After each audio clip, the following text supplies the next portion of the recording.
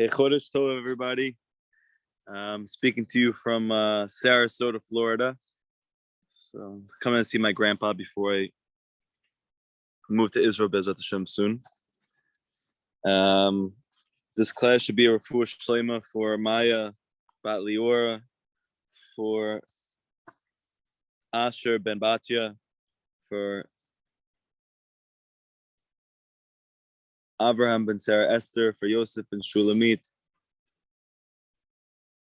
for Hinda Rivka Bat Chava, for Paul Til Ben Frecha, for David Yisrael Ben Shama, and for everybody else who needs a refuah shlema. Bezrat Hashem, this is the month of ER.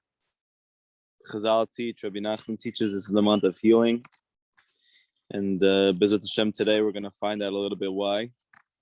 We're going to go back to Pesach for a second. Zebechinat achilat matzah, the Isur Chametz. We're going to get now to the secret of Pesach.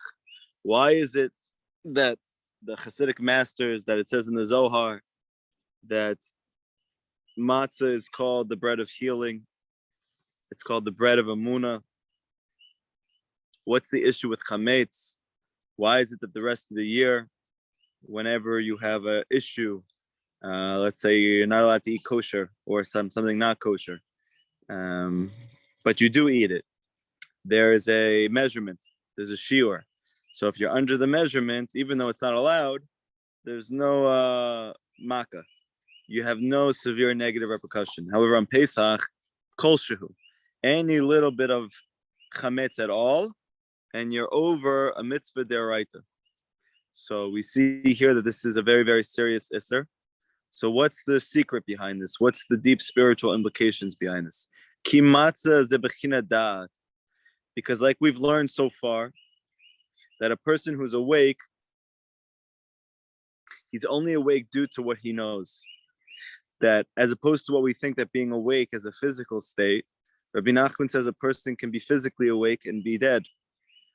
Not unlike many of us feel. And the reason is because a person's chiyut, his life force, as Rabbi Nachman in the first Torah of the Likutei Moharan, a person's chiyut, their life force, is what they know. If they know Hashem, they feel alive. Like the Gemara says that tzaddikim are alive when they're in this world and when they pass away. And tzaddikim are alive all the time, no matter where they are. Whereas Rashayim are those people who don't know Hashem, right? They're not alive in the next world, and they're even not alive right now. Why? Because they don't have matzah. Because matzah is the concept of da'at, of knowing Hashem. Bechirat mochin de gadlut, which is the concept of mochin de gadlut. We know that in Chassidut and Kabbalah, they speak about two normative states of consciousness that Rabbi Nachman teaches in the Likutei Moharan Torah Vav that we're learning right now, that you need to be a master of both of these states because you're going to be running and returning between both of them constantly. You're going to be in flux between this state of mochin the gadlut, that is, I have expanded consciousness, and mochin the katnut, that is a constricted consciousness. What does it mean very simply? It means that there are times when I know Hashem, that is, that I feel that everything that's happening in my life has seder, there's order to it, there's meaning to it. It feels valuable, it feels life-giving, it's enjoyable, it's exciting, it's sweet. So all of this is mochin the gadlut. This is when a person really is connected. He's feeling intimately that everything is from Hashem, everything is for the best, everything is because he loves you. So this is called mochin the gadlut. And this is the concept of matzah, that when a person eats matzah, he's, so to speak, eating mochin the gadlut. He's eating expanded consciousness. Bechinat hashkacha, because matzah is the concept of providence. Shezeh ikar da'at, because the essence of da'at, the essence of knowing Hashem, is this one specific aspect. That if a person says they know Hashem, but they don't believe that every single thing comes from Hashem, like we hear so much from Rav Natan, which he got from his Rebbe Rav Nachman, but he doesn't believe that every single thing comes from Hashem. Right? Let's say, for instance, just practically, like right now, I came to visit my grandpa. So here we're in a home. Why did I get this home? Because my parents found it on what is it called? Be I can't remember the name. Craigslist. No. What's that thing that people use to get like Airbnb? what? Yeah, Airbnb, right?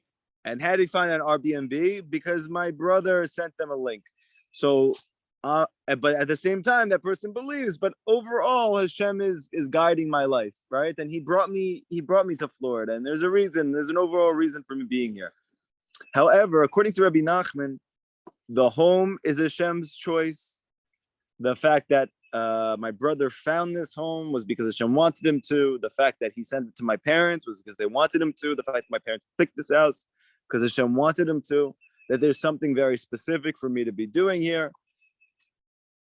Every aspect of here, like even for instance, this pool. Can you guys see this pool? Can you guys see the little waterfall over there? Hey, let me show you one second. There's a reason for this, by the way. I'm just showing you the pool. Everybody see this waterfall over here, kind of? This business. See?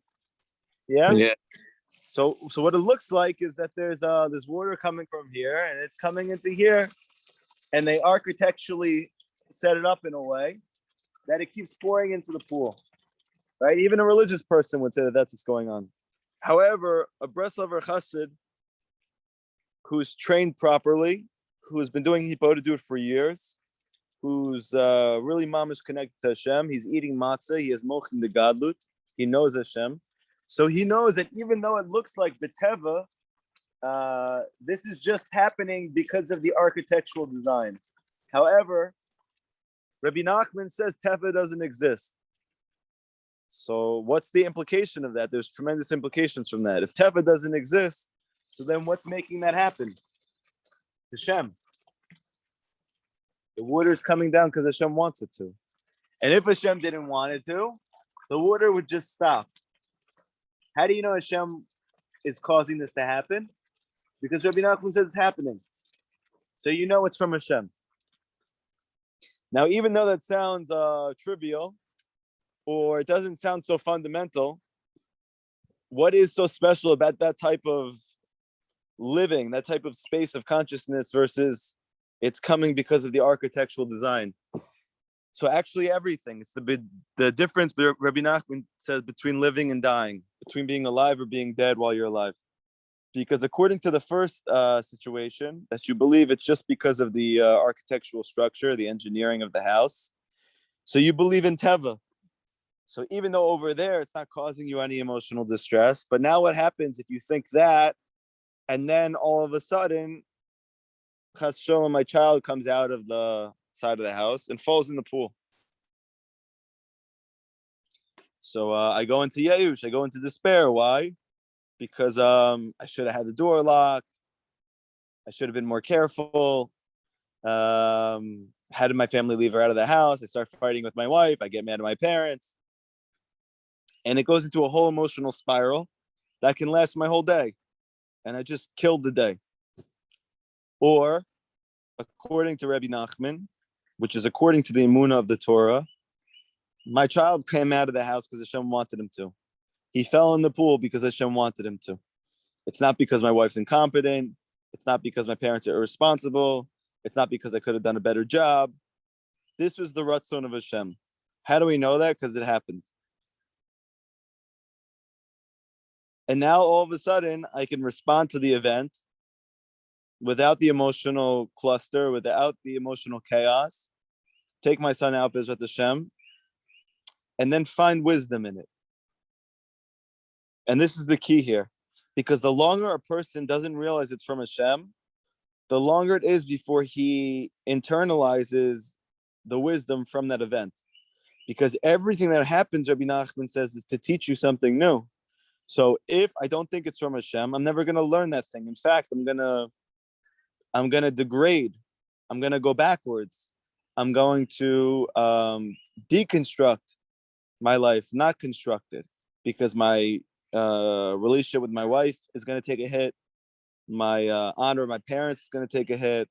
My interaction with my children, my emotional state for the day. But if I could simply just do what I need to do, get my kid out of the water. And then afterwards, I do hibodedut, and I think to myself, what lesson is there to learn from this? So I could find Hashem much quicker. And that's the whole point. Because even though we don't think about it this way, but it's a good way to think about it. This world, according to the Hasidic masters, is like clothing. It's like Hashem's clothing, right? We say every day in a bracha, Baruch atah Hashem, Elokeinu melech haolam, she'akol niya bidbaro, like I said on the coffee over here. So what does it mean? Everything comes from your word. What does it mean, everything? Everything. That Hashem is speaking everything into existence. Baruch atah Hashem, Elokeinu melech haolam. So what does it mean, Baruch atah Hashem Elokeinu melech haolam? So melech, king, haolam means of the world. But we know that olam comes from the root shoresh word elam. Elam means concealed, meaning he is the king of the hidden. He's the king of the concealed. And what is the Hasidic masters teaching us? That this world is Hashem's concealment. That the reason why Hashem created a physical universe is to create clothing for himself. Because as long as Hashem doesn't have clothing, so to speak, you can't interact with him. Just like, for instance, if you're all clothed right now, I hope.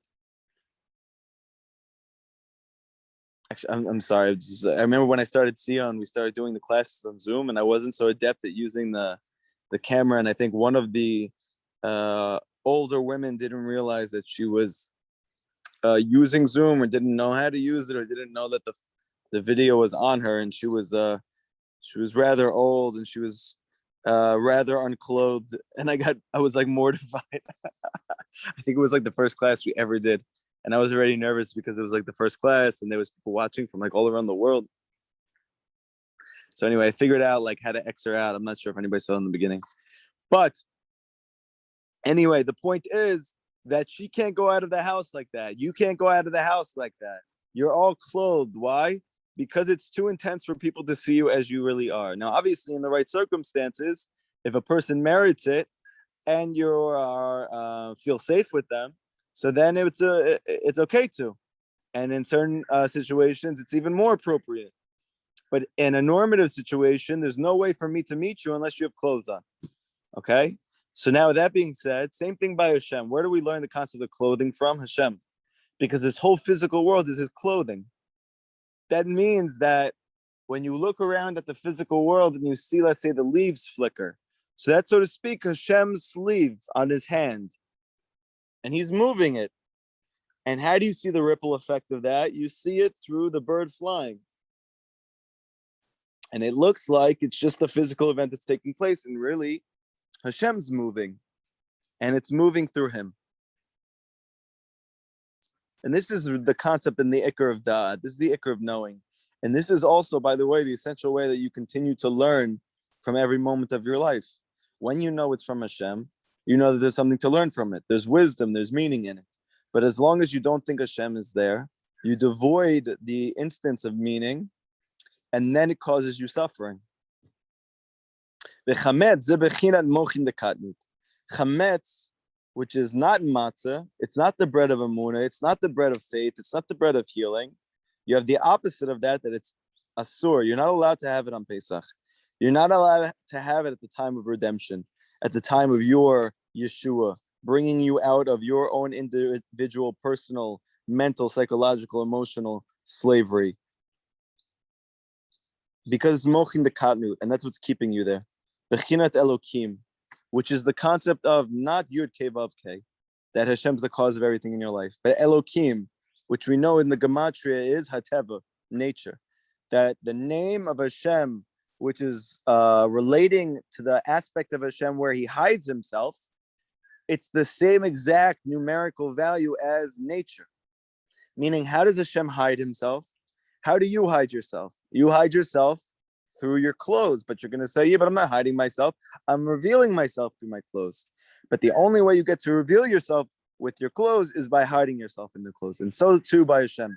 Hashem hides himself in the physical world so that he can reveal himself. Like, for instance, the sun just came out. So it looks like that's the natural course of the sun's orbit. or the Earth's orbit, depending on how you're looking at it. But according to what we're learning right now, the sun came out simply because Hashem wanted it to come out for you right now. And now it's like a whole different life, right? In the beginning, it's like, who cares? But now, like, if I really meditate on that, Hashem brought the sun out just for me. So he can put the light on me, even though the whole universe is benefiting from it.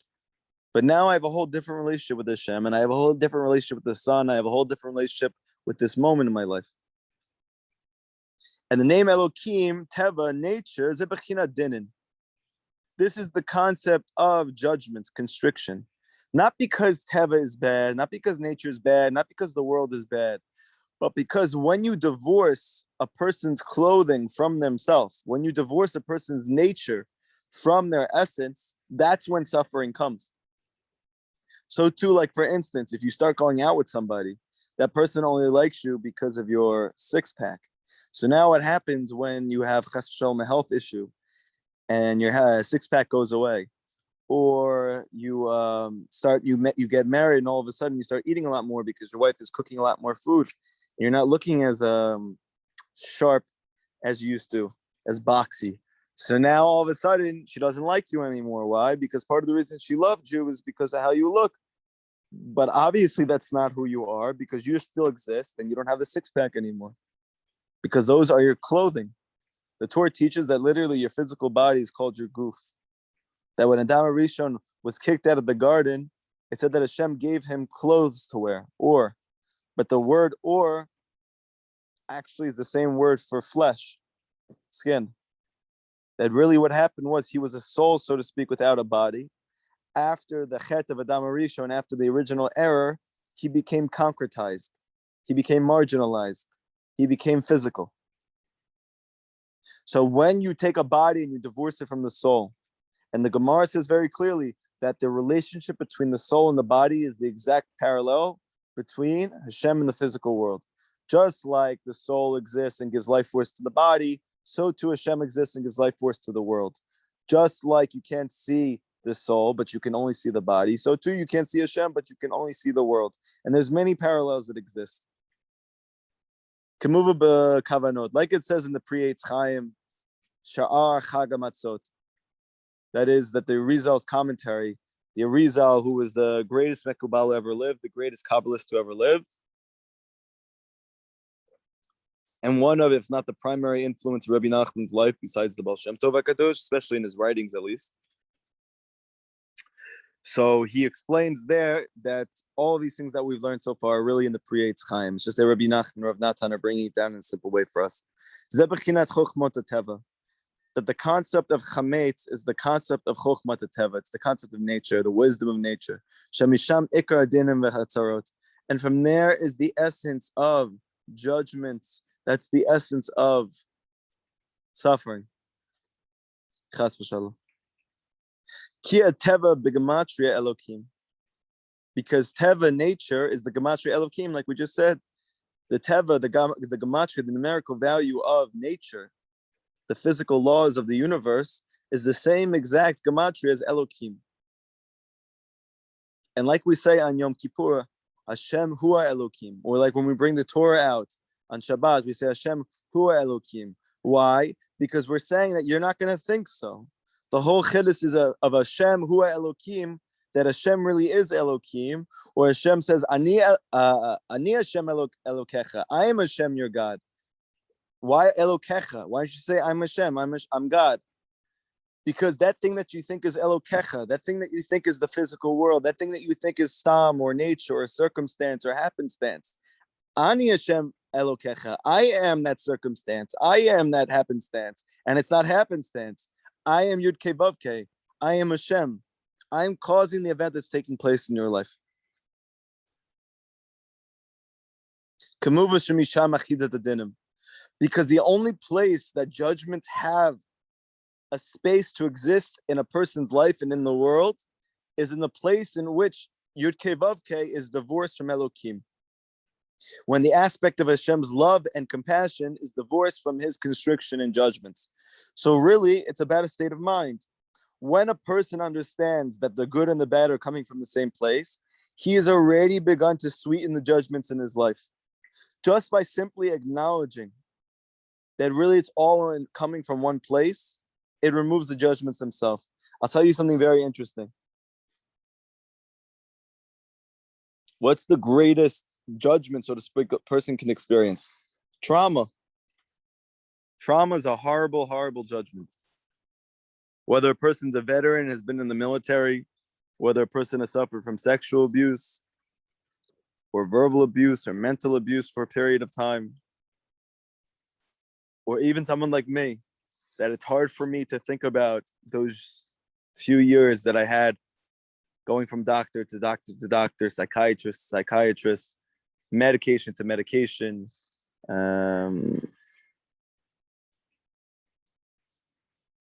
all the different treatments that I had that eventually took away years of my memory, the electric shock therapy, the being stuck in a psych ward for months, not seeing my wife or kids, it was traumatic.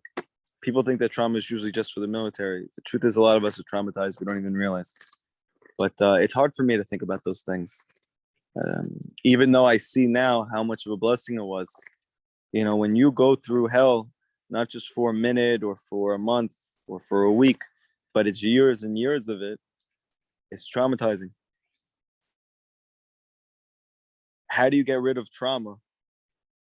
So we know now that the most effective trauma therapy, at least in the clinical modality, so that is that you do what's called EMDR. It's eye movement desensitization.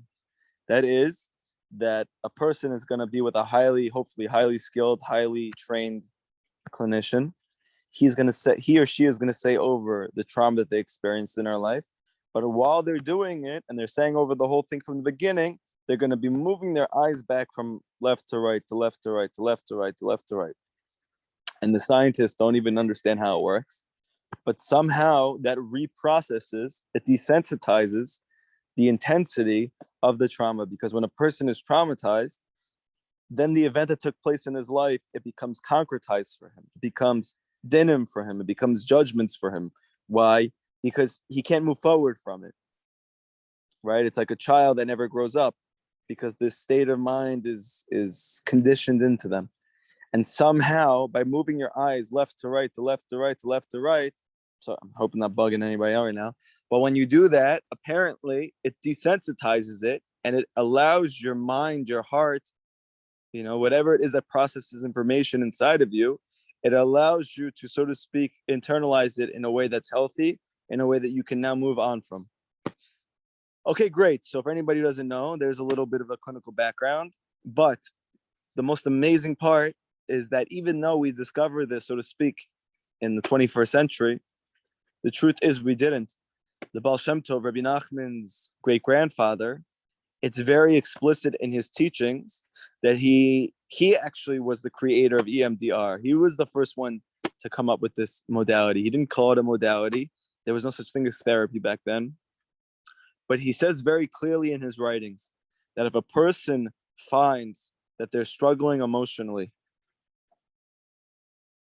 or they feel a block, so he says they should stop whatever they're doing, and they should simply move their eyes from left to right, from left to right, to left to right, left to right. Now, what's the reason, and where did he get this from? So this is the whole ikr of Chassidut. This is the whole essence of the Baal Shem Tov's complete revolution of Torah. That is that he took the deepest mystical truths of the Kabbalah, which people don't know this because they only think about Madonna when they think about Kabbalah. They think about the Kabbalah Center. But the truth is that real Kabbalah is like the most high-level university science. It's difficult. It's like math. It's like mathematics. And it's not as fascinating as the things that you usually see when you type in Kabbalah online. And what did the Baal Shem Tov do that was so revolutionary? He took this science that the Kabbalists brought down for us, and he turned it into a living, physical, psychological, emotional, spiritual, day-to-day, moment-to-moment, practical experience. That in reality, a lot of people don't know this. But when you fulfill the teachings of Rabbi Nachman ben Fega, the Tzaddik Yisod Olam, when you fulfill the teachings of the Baal Shem Tov, when you fulfill the teachings of the Lubavitcher Rebbe, whoever is, so to speak, the Hasidic master that you connect to, you don't even realize it, but you are actualizing many Kabbalistic mechanisms. The Baal Shem Tov, when he had a very famous experience that towards the end of his life, he actually had a vision, or he had an experience of the Mashiach from the future. And he said, when are you going to come? And he told him that when everybody can do yichudim like you. And he got very, very, very sad. And he got very down. What is yichudim? Yichudim is when I make unifications of different combinations of Hashem's names, the names of Hashem. And when I'm able to become an expert on the level of the Baal Shem Tov and making different yichudim, different unifications with Hashem's names, and all the Jewish people in the world can do this proficiently, then Mashiach's going to come. And the Baal Shem Tov just went into Yeyush. He said, how many people are going to end up doing that? That the whole world is going to be doing yichudim. So the Baal Shem Tov was told by the Mashiach, don't think it means what you think it means. Don't go into Yeyush. Because actually your whole Torah is going to allow people to do it without them even knowing it.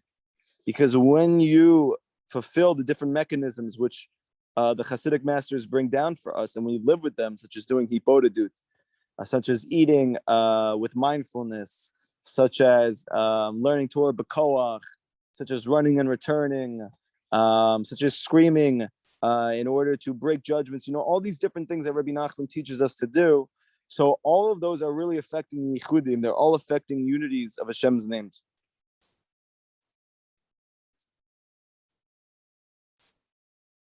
So this is one of the things that the Baal Shem Tov said, when you're going through a difficulty or a challenge in your life, just look from left to right, left to right. So where is that coming from? Because in Kabbalah, it's explained that all good in the world, all things that feel pleasant, all things that feel exciting, all things that feel sweet, they all come from the right side spiritually. They come from the side of Zachar. They come from the male side of spiritual reality, which is the side of flow from above to below. However, we have another side of spirituality, that's the left side. Now, even though the left side is just as good as the right side, because it's the left side that allows the right side to come into actuality, that the right side only represents potential. So the left side is the place where potential becomes actualized. This is the female aspect of spirituality. That's why females are the ones who give birth physically. This is why females are the ones who are connected to the physical world the most, not just in terms of their interests and their desires, which they are, but also their actual physical bodies are linked up with the physical world more because they're linked to the left side. That's also the reason why it's taught in Kabbalah, it's also taught by Chazal, that wealth comes from the wife, it comes from the woman because she's more connected to the physical world, that all shefa, physical shefa comes from her.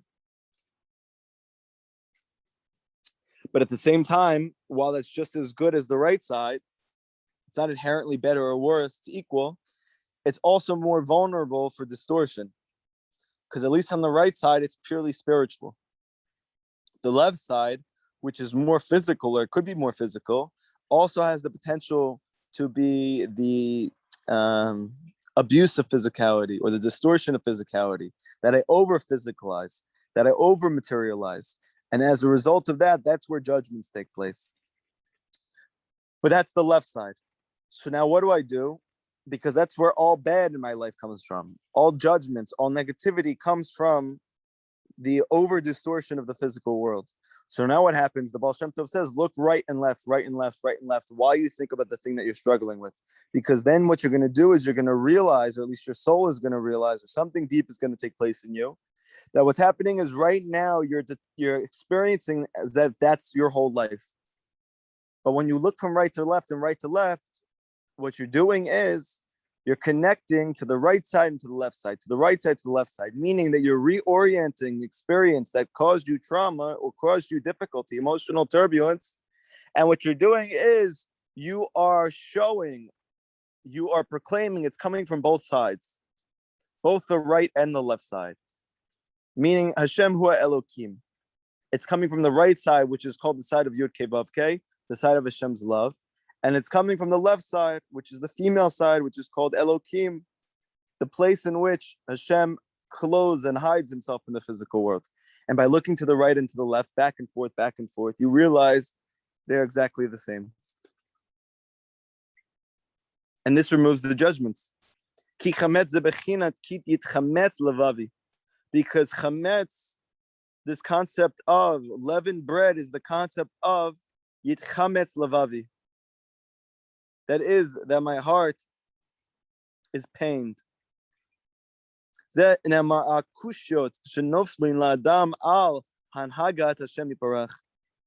is that it's said on the difficulties and the troubles that fall on a person on the Hanhaga of Hashem Yiparach, how he runs our life, how he runs the world, how he's conducted my life up until this point, how he is conducting it right now that's causing me so much suffering.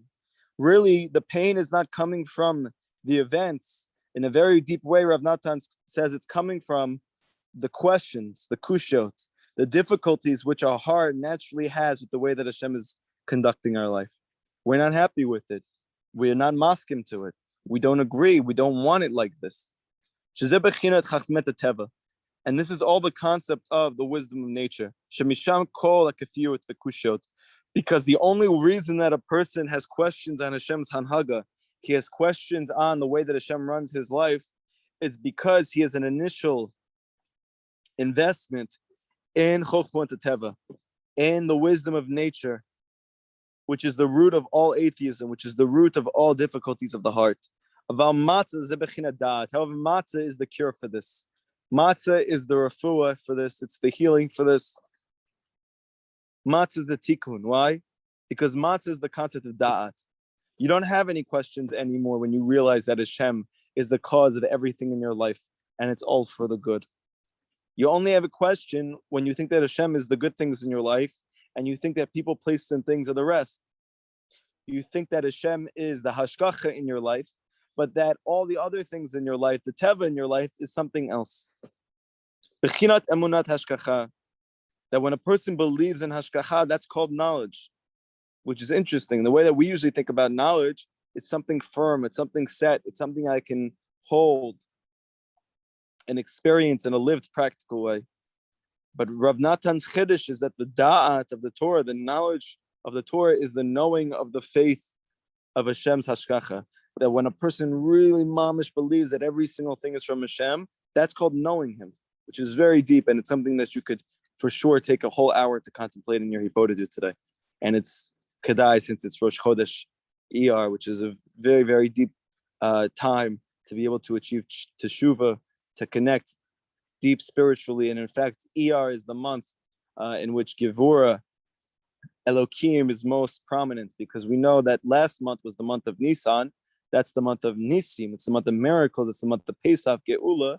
And we know Kabbalistically, the sphera in which is manifested on Nisan, more so than any of the other months of the year, which is the reason for our redemption at a very deep level, is Chesed. That is Hashem's love, the expression of Hashem's blessing, which is bountiful, which is endless, which has no limit, which takes you out of no matter what you're going through, which lifts you completely out of your situation, regardless of your merit. That's all Bechinat Avraham. But then Avraham gives birth to Yitzchak. And this is the month of Sfirat HaOmer. This is the month of the ER, where the majority of the Omer takes place. This is the month of working on yourself. This is the month of internalizing that faith that we got as a free gift on Pesach. Now we have to spend this whole month talking to Hashem all month, in order to be able to internalize it and bring this into our heart. And actually, you see that the key to internalizing da'at, to knowing Hashem, meaning to believing completely in the hashgacha, it's all bound up with Yitzchak. And I heard a beautiful thing over Shabbat, which connects very much to this. That is, that the 3 matzot that we have on Pesach, that we have to cover the 3 matzot throughout the Seder. These 3 matzot, like all the times in the Torah, wherever you see the concept of 3 always is the concept of Abraham, Yitzchak, and Yaakov, or the concept of Hashem's love, Hashem's justice, and Hashem's empathy.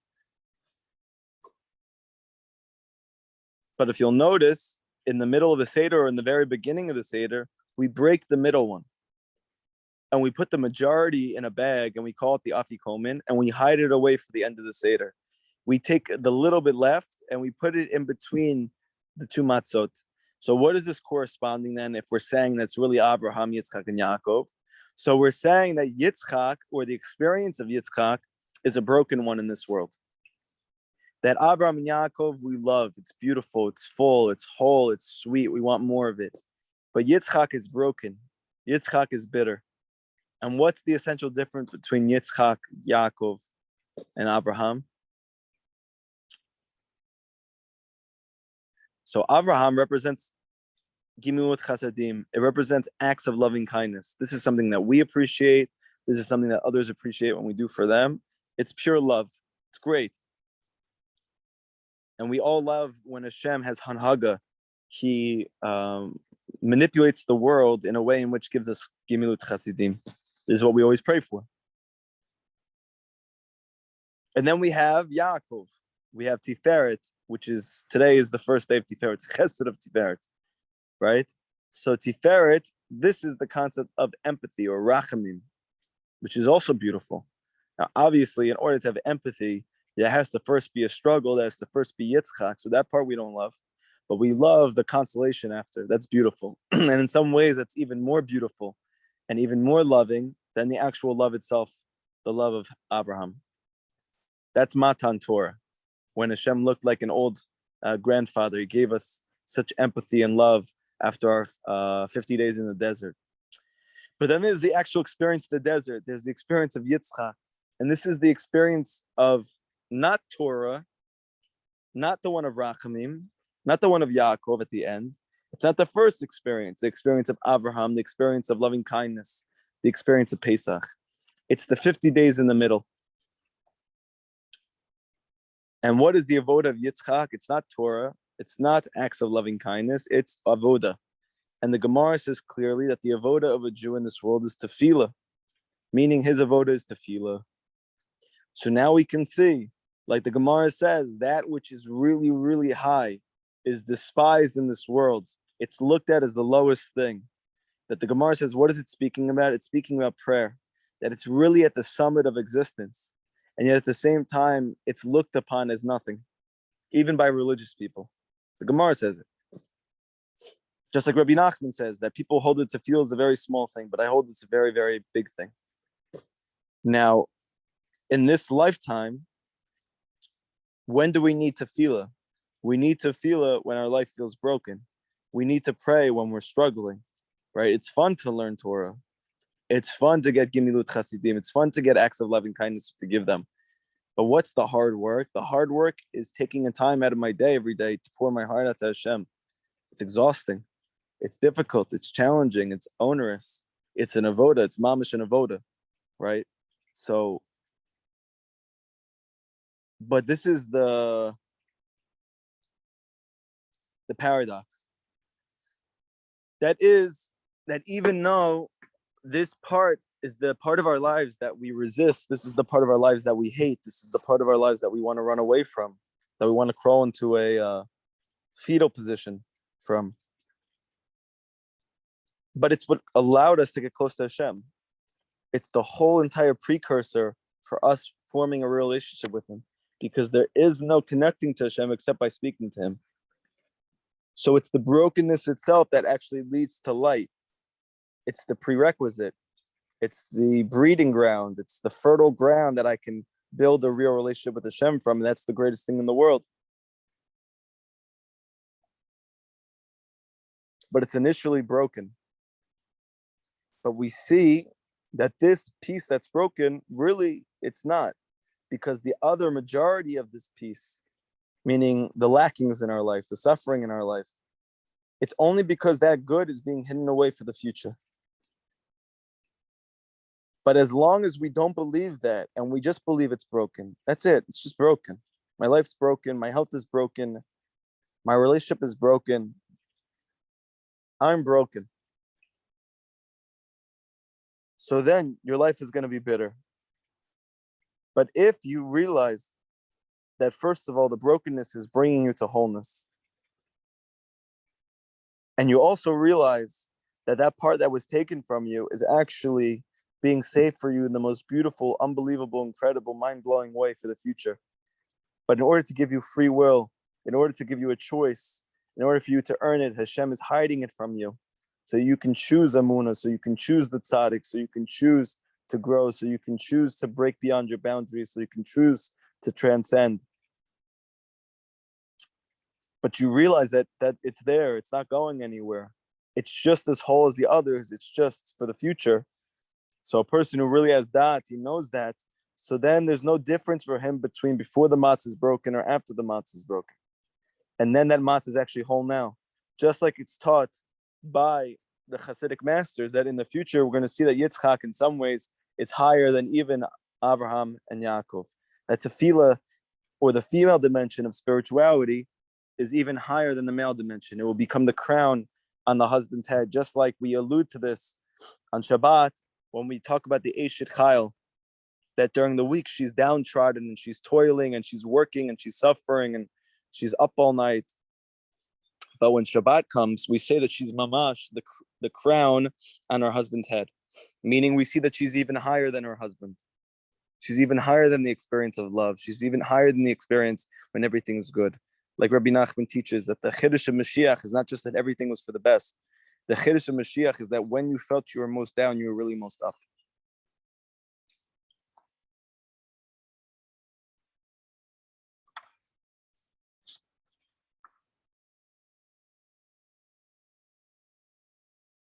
Ki matzah al shem shiatzu bechipazon, because matzah is called matzah on the fact that we had to go out with it in a hurry. Like the pasuk says, "V'lo hispik b'tzekam shel avotenu lachamitz al shenigla lehem melech machem lachim hakadosh baruch hu ugalam." Like it says that we weren't able to wait for the bread to rise of our fathers, for it to leaven, until that they were redeemed. Hashem didn't wait for it to rise. He took them out even before that and he saved them. Shamar, like the pasuk says, V'yo fu et habatzek asher hotzio mitzrayim ugot matzot kilo chametz ki gorshum mitzrayim v'lo yochlu lit mahameha v'gam seda lo asu lahem. That baked their bread products, that they went out of Mitzrayim, that they were ugot, they were cakes of matzah, they called cakes. Ki lo chametz, because they didn't rise. Ki gorshum Mitzrayim, because we were expelled from Mitzrayim. V'lo yochlu itmameha v'gam seda. We didn't have time to prepare. We didn't have time to make provisions. V'lo asu lahem. They didn't have any provisions when they left Mitzrayim. They didn't prepare for their life to break. They didn't prepare for the brokenness. They didn't prepare for the trials and the abuse of life. They had to go out in the middle of it. Because there was to them Amunah in Hashem's hashgacha, that he ran after them in the desert, or they ran after him in the desert, however you look at it.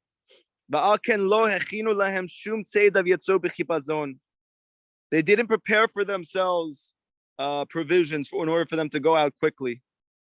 Consequently, so you see there that they had da'at. Where was the da'at? It didn't seem like they had any da'at. It seemed like they acted impetuously. It seemed like they acted impatiently. And really, we're saying that that's the highest form of knowing. They left their state of existence, which was secular, which was materialistic, which was plastic, which was external, which was not whole. And they left for the very, very scary desert, which they'd never been to, which their family and friends didn't know of, which they had no assurance of what would take place there. And they followed Hashem into that desert. And that's called knowing Hashem, because they had Amunah in Hashem's hashgacha. Ikar gedulat hada'at. That means that their da'at, their consciousness was expanded at that moment.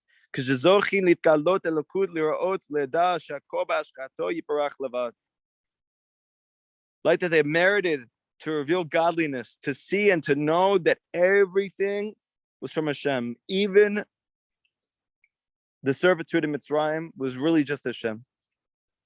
This is the concept of in a hurry. Because the concept of in a hurry, for something to happen in a split moment, It's the concept of higher than teva, higher than time, higher than space. Meaning that Rav Natan is bringing a very, very deep yesod here, which he's going to speak a lot about as time goes on. That the concept of exile is the concept of time and space. The concept of suffering is the concept of only in a place and in a space can there be suffering. But when a person transcends limitation, he transcends constriction, he transcends normative time and space, and he gets out in a hurry. He does things with zerizut. He does things quickly because he's not connected to this physical world. He's moving above and beyond it. He's lamala me'azman. He's higher than time. Then it's like Pesach. Then it's like matzah. Shedileg al haket v'yotziim b'chipazon gadol bli shum zaman. That it's said like Hashem that he skipped to the end. V'yotziim b'chipazon gadol. And he took them out in a tremendous hurry. Bli shum zaman, without any concept of time. Rak berega echad, only in one moment. Ufsha kala, and in a very, very light instant. Ba'u me Ramses l'Sukkot. That they came from Ramses to Sukkot. We need kabsu yachad b'sha'a kala sheish me'ot alef mikol eretz Mitzrayim. They gathered all as one in one little tiny moment, 600,000 people from one land of Mitzrayim. Kamu perish Rashi, like Rashi says in the pasuk, ve'asat chem al kanfei nesharim. This is the famous pasuk, which has been turned to a lyric into songs, that I took you on the wings of eagles. Meaning that I flew you out of there. I took you above space and time, like in the story of the Lost Princess at the very end, where there's that final wind, that final ruach that comes and lifts up the viceroy and brings him to the princess. Like the wings of eagles. Which is all alluding to the fact that for there to be geula, for there to be redemption in a person's life, he needs to be lifted above time. Hainu ki higbiham lamala me'azman, meaning that he lifts them up from above time. He's lifting them above the concept of time, above the concept of nature, above physicality. Like Rabbi Nachman says explicitly that when Mashiach comes, he's going to be above time. And like we said in Hallel today, that Hashem lifted us up from the dung, from the, you can put up any type of antonym that you'd like. He took us from the dunghills and he made us princes. But the word is lagbiha, that he lifted us up. So Rav Natan saying, not just in a metaphorical or poetic sense, he mamish lifted us up. That what is called the dunghill, what is called the toilet, what's called the bathroom, what you leave in it, it's called a person being invested in nature, that he believes that nature actually exists. So he's in the dunghill. Like Rav Natan said about Rabbi Nachman, he lifted me up mamish from the dunghill and he brought me to the place of princes, meaning he taught me Teva doesn't exist at all. Ein shum yerush ba'olam klal. There's no such thing as despair. And therefore they went out without any concept of time. They went out without any preparation. Only in one little moment. Because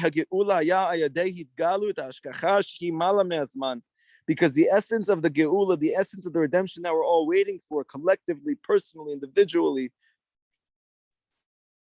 it's through the revelation of godliness. It's through the revelation of hashkacha that Hashem is the cause of all that takes place in the world. Meaning malim min azman, meaning something above time.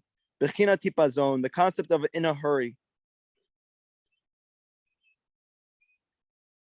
Ki chipazon ze bechina zrizut. Because in a hurry is the concept of zrizut. It's said about Rabbi Nachman that he had tremendous zerizut, that anybody who saw him saw he was going from mitzvah to mitzvah to mitzvah, no time in between, no concept of resting, no concept of sleeping. So what's so spectacular about that? We see people work. They work in that way. They work and they work really hard and they're going very quickly. What's so wondrous about that? So the answer is, when a person is so, has such devekut, he's so connected to Hashem's hashgacha, he's so connected to the spiritual reality which is infusing this physical world, that he's, so to speak, not here while he's doing those mitzvot. His feet are here, but his mind is with Hashem. So then his rizut is not the concept of him, so to speak, just having a tremendous work ethic, but the fact that he doesn't even feel like he's working, that he feels like he's above time because he's moving so quickly because there's no concept of time by him. That's why Rav Natan says earlier that the proof of a person having a munah is if he has rizut. If he's going quickly, he's waking up early in the morning to learn, to pray, to help Jewish people, to be a good father, to be a good husband, to be a good student, to be a good teacher. He's moving quickly to achieve spiritual good. Why? Because he's above time. That as long as he's not like that, it's because time, space has a grip on it, has a hold on him, because that's the place of the klipa. But when a person has enough amuna, he's automatically going to be lifted from there, like the Jewish people were lifted from Mitzrayim. That this concept is reason Rav Natan says, and like Chazal constantly speak about, like the Ramchal says in Masiyat Yesharim, Zerizut is not just a nice quality to be alacritous, to be quick between doing things in your life, but it's a midah tovim ma'od. It is a quality which is really good. Bechinat emuna, because it's an expression of emuna, it's an expression of faith. Bechinat bittul hashena, it means he's not sleeping. Sheba ayadeya atzlut, that sleep comes about through sadness. Bechinat atzla tapil tardema, like it says in Mishlei, that sadness literally causes a person to fall into a deep sleep. Like Rabbeinu Zal teaches us in Siman Kuf Nun Hey and Likutei Moharan, Shezarizut bechinat emuna ein sham. That zrizut is the concept of emuna. Look over there. Ze bechinat zikaron. This is the concept of memory. Bechinat zachur et hayom hazeh asher yotzatem mitzrayim. Like the pasuk says in the Torah in Shemot. Remember this day that you were taken out of Mitzrayim. Why say hayom? Why say hayom?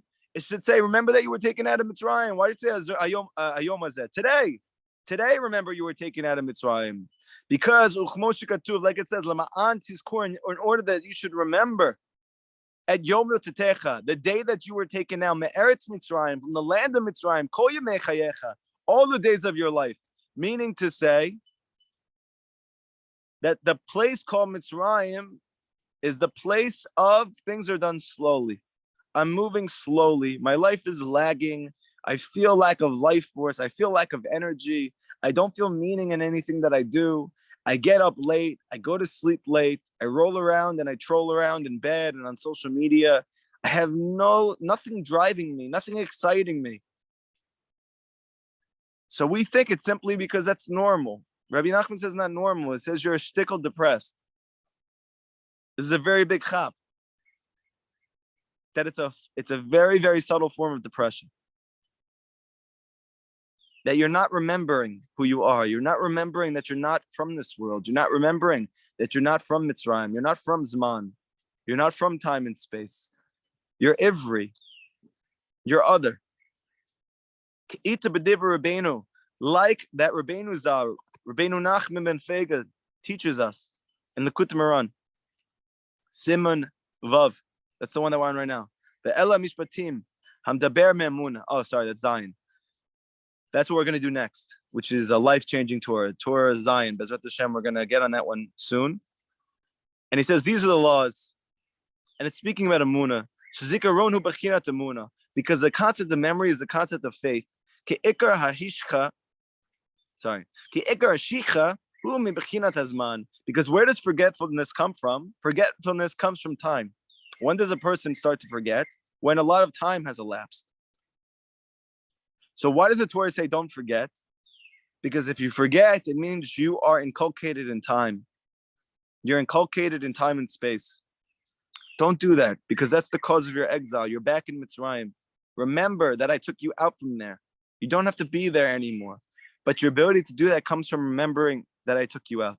Ushedonim u'amonim be'emet shakol minhageh minaheg rak al pi hashgachat Hashem yiparach levad. Like when a person knows with true emuna, with mamish emet dik emuna, that every single thing that takes place in his life is only al pi hashgacha Hashem yiparach, lavad alone, shehu lamala min hazman, automatically, simply by believing that, you're taken above time and space. And then there's no such thing as forgetfulness by you. There's no such concept, because forgetfulness is only a product of time. But if you believe in Hashem Yiparach, who's above time and space, and you believe everything comes from him, so you have dislocated this physical world from the place of time and space, and you have relocated or allocated it back into the time of Ein Sof, into the time where there is no time. Ein Sham B'Havein. That's another good meditation for your Hibo to do. Just to think about that this physical world is only physical as long as you think it's coming from laws of physicality. But if you realize that really Hashem from nothingness is creating everything that's in front of you, that the bird that's chirping out here, which is beautiful, is really Hashem recreating that bird at every moment, and the voice that's coming out of its mouth, it's all Hashem. But Hashem's not physical, and he's not from this world. So where is it coming from?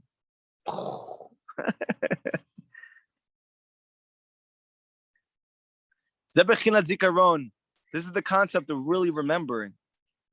That's the real concept of remembering that you left out of Mitzrayim.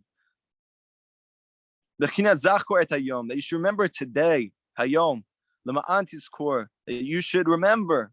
Meaning you went out of Mitzrayim, so you should remember.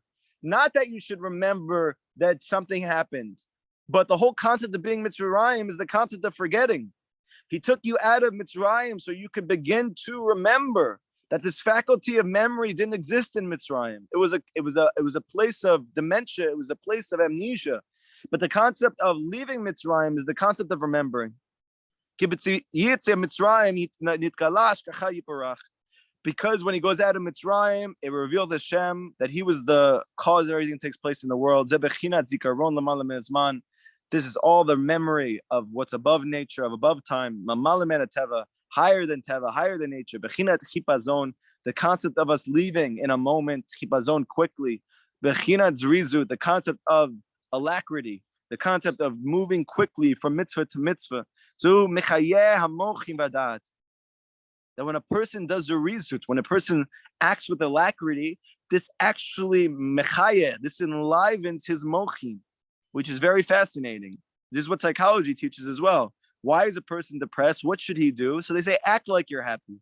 Because if you act like you're happy, then by your body acting like that, eventually it's going to internalize inside of yourself. It's not just the other way around that we think. We have to be happy, and then physically it'll take on that property.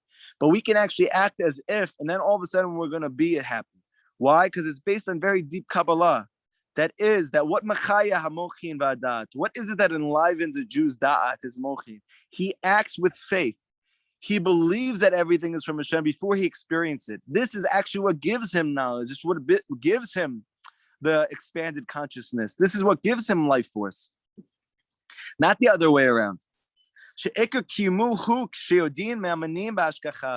essence of the establishment is that he knows be'emet in the emunah b'hashgacha. Everything is Hashem's hashgacha.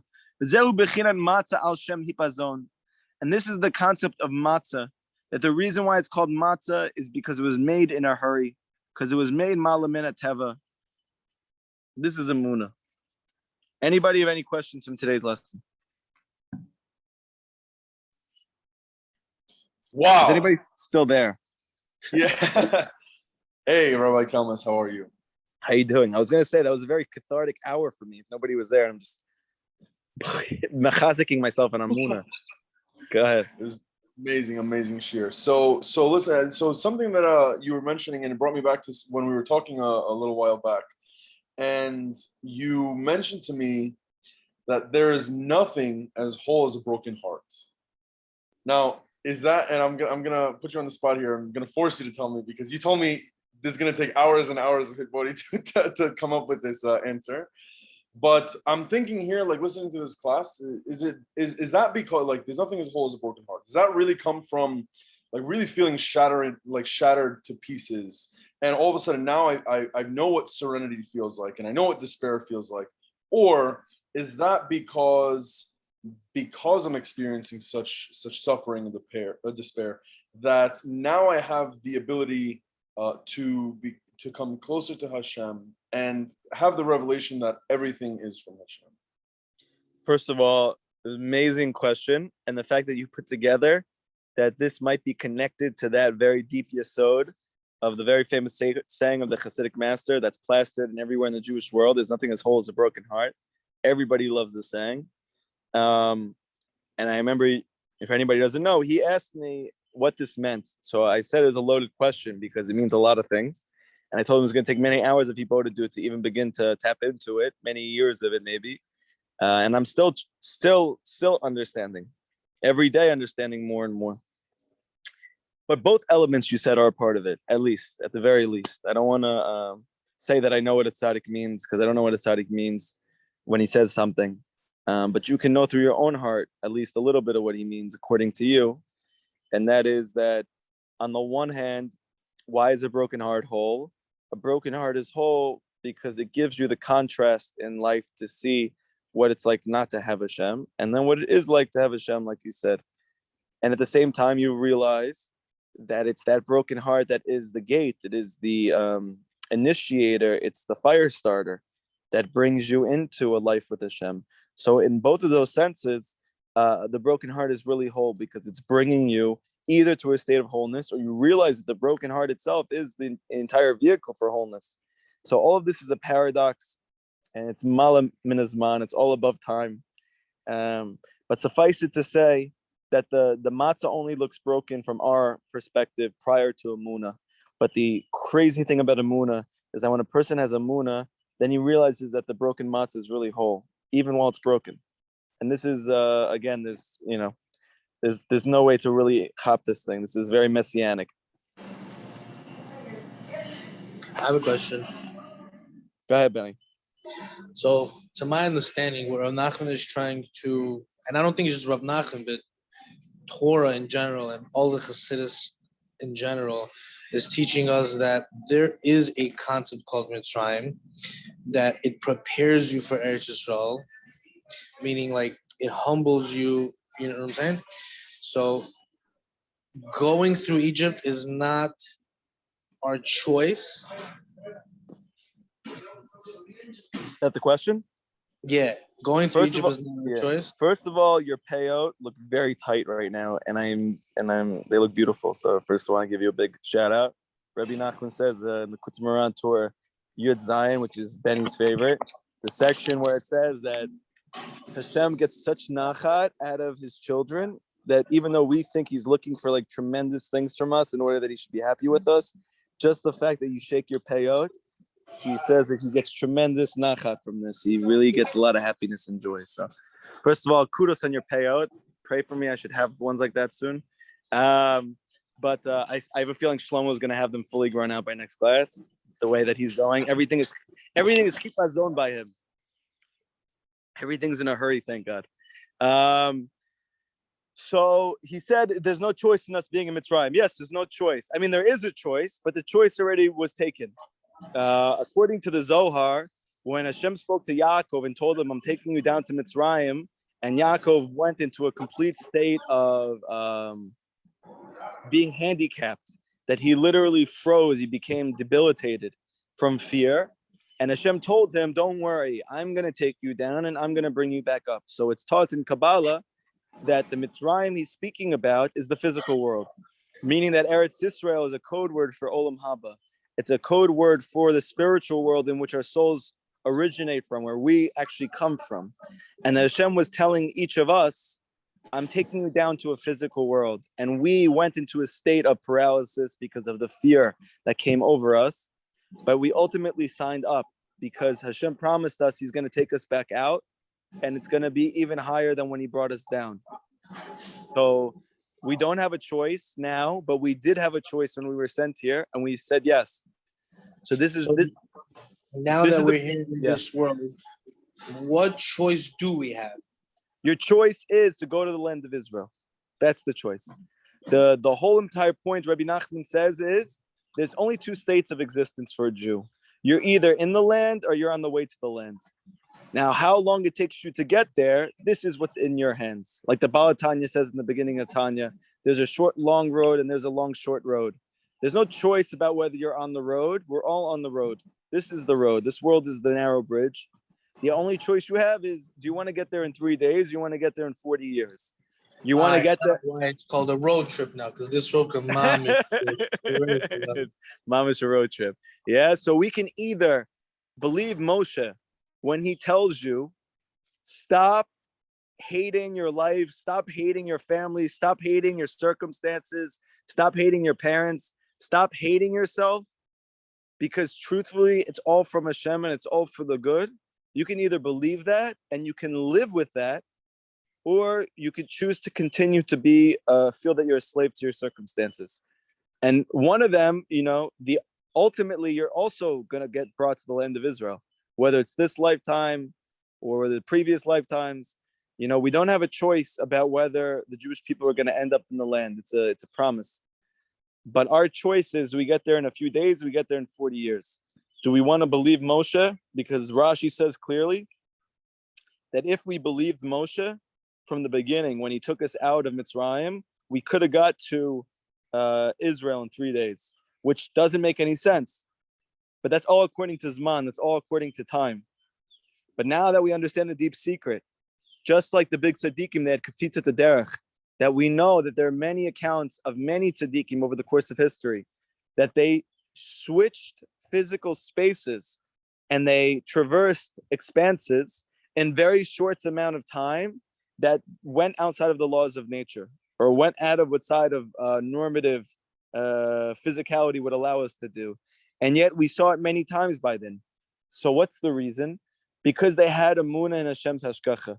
Because they had such deep emunah, so then as a result of that, they were actually to be mala min hazman. So if we would have believed completely in the tzaddik, if we would have believed completely in Moshe when he said that everything is hashgacha pratit, so we would have been able to accept the circumstance of our life as good for us, and to move quickly to the land, meaning the place of complete emunah. But because it's very hard to leave Mitzrayim, it's very hard to leave our old habits, our old ways of thinking, our core beliefs, as they would call them in psychology. It's very difficult, it's very challenging, and it's much safer, even though it's much more painful to hold on to them. So then it takes 40 years like it took us, because the spies told us that, the people who live there are giants, or like nowadays they'll tell you because you're not financially capable of living over there, or it's not shaykh to you, or for whatever reason. So all of these things are just keeping you in the matter of time and space. But if you believe in Moshe, that it's just a matter of time, you just have to want to be there. And then when you want it enough, you'll just be there, however that happens. So then happen in 3 days. Any other questions? Rabbeinu, Yes. how are you? Great, I thank have a God. How are you? question. Baruch Hashem. You were saying about running and returning. During Shabbat, I was having a chiddush, but I don't know if it's true. If a person runs to Hashem, does he mend his heart? But if if he's returning to Hashem, does he mend his heart? But if he's running, he breaks his heart, like when he runs and returns. It's a very, very deep chiddush. In some level, yes. Every single time that you run and return, you're dying, and there's a mechiyat metim happening. There's a resurrection taking place. Okay. Beautiful, Gabriel. Very nice. Any other questions before we head off? A person who doesn't ask doesn't learn. Very important to ask questions. Rabbeinu, statement or question? The result is emunah, right? Beautiful. I'm just asking. Yes. And also, we always mention this, that for a person who has been zrizud, he's gonna get schar beheter. Right. Beautiful. And besides the fact that it's a sore for a person to become lazy. For example, like he's lazy to do mitzvot. He keeps on waking up late because the Yetzer Hara controls him. Right.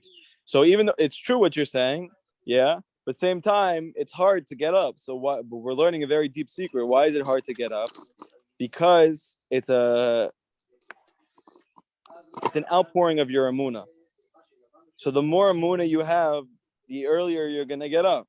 The more emunah you have, the faster you're going to move to do a mitzvah. the faster like David's beard is growing out. Every single day, it's happening in lightning speed. Yeah, even his beard has alacrity. Even his beard has a reason to pop out.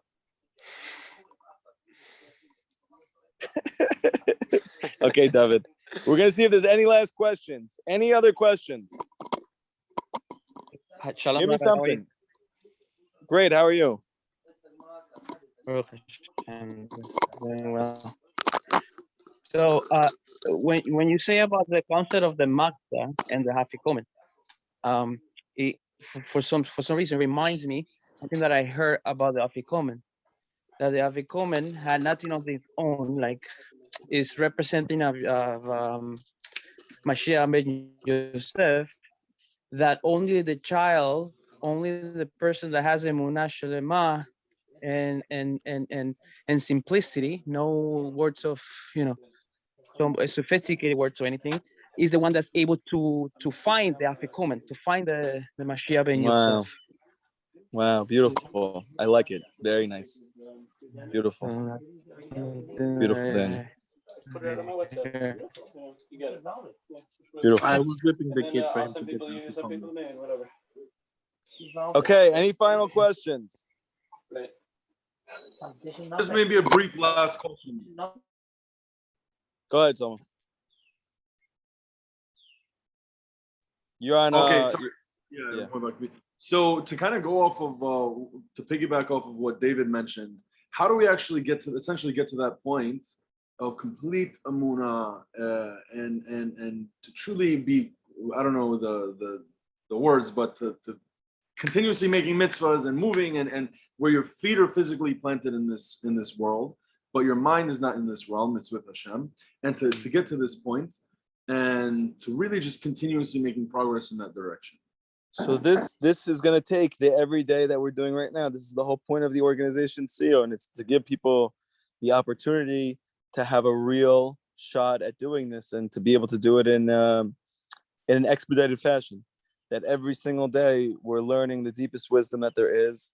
We're bringing down practical ways to be able to experience it in our lives. We're bringing down practical experiences that we have of these teachings to be able to relate to each other. And the more that you do this every day, and specifically the more that you pray and do your hipodadut in conjunction with learning these teachings, the more emunah you're going to have as time goes on, and the quicker you do things. It's not in a one moment thing. Emunah takes much time to acquire. But then when you do acquire it, then so to speak, you get elevated much higher than you had been previously to that. Almost like you're being ripped out of Mitzrayim. Because at that point, you're like above time and space. As long as you're still here in this world, you have a thing called Emunah, but if you quote unquote die, there's no more Emunah anymore.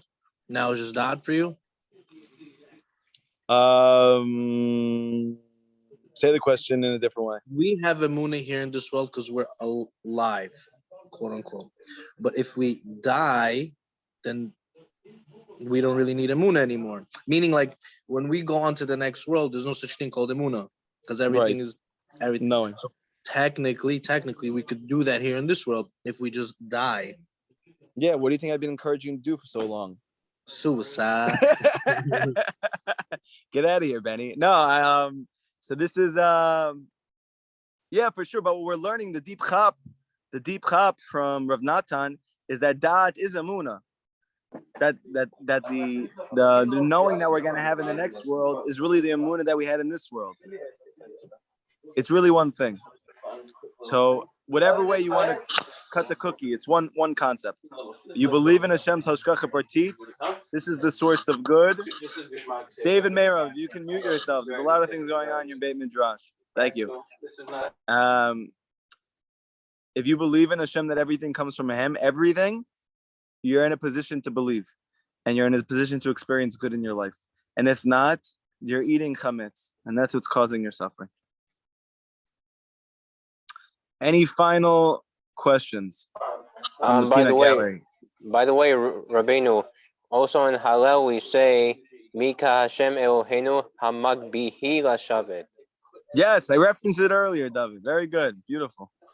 Okay. Now put Last yourself back question. on mute, please. There's a lot of time and space over there that we hear. And besides the fact, the more we put ourselves into Zrizu, the more we will overcome our Yetzer Hara. Very good, David. Thank you very much. I like the smile you added at the end. It's very inviting Last and warm. question. Last question. Yes, I go promise. ahead. Third time's the charm. Okay, let's go. So the concept of eating matzah and not eating chametz is building that, building amuna.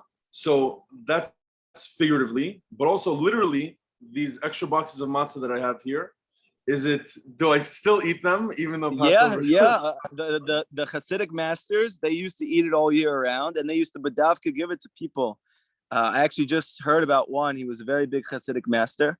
When people came to him and said, like, somebody's really sick, I'm really sick, or I'm struggling with this thing, he would sometimes just go into his back shelf and just get out old matzah and tell him to eat a piece. That was it. So, yeah, it still works. I got a lot of matzah pizza, matzah bread, a lot of creations I'm looking forward to. Yeah, sure. Mizat Hashem. Okay, Rabbi, good. why matzah? What does it represent? You got to go back and listen to this whole class. I just spent an hour and a half on it.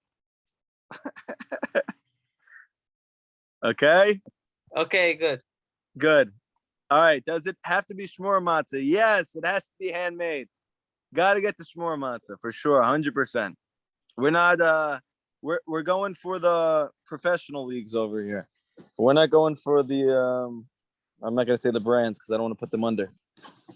But you want shmur matzah. You want handmade matzah, just like you want handmade amuna. You don't want any of the what's it called? Factory. Wow, handmade. You don't want any brudgenized matzah. Okay. So this is not only applicable to Pesach only. This is applicable all year round. Is eating the matzah. Yes. Stop eating bagels. I don't eat bagels. You don't eat anything. You're a sensei. You only eat like floating carrots. Okay. Anybody else? He's gonna finagle the bagel all the way to the hotel, except Finagle a on bagel. We're gonna see there's gonna be a dent in the bread industry after this class, and there's gonna be a huge uptick in matzah purchasing. Anybody else? Last questions. Matzah stocks. Who's with it? Okay. B'ezrat Hashem, maybe next year we'll all get together in Israel and make our own matzah for Pesach. Everybody have an incredible day. Tomorrow morning, 10:30 a.m. B'ezrat Hashem. We'll be back. Same time, same channel. Everybody have an amazing day.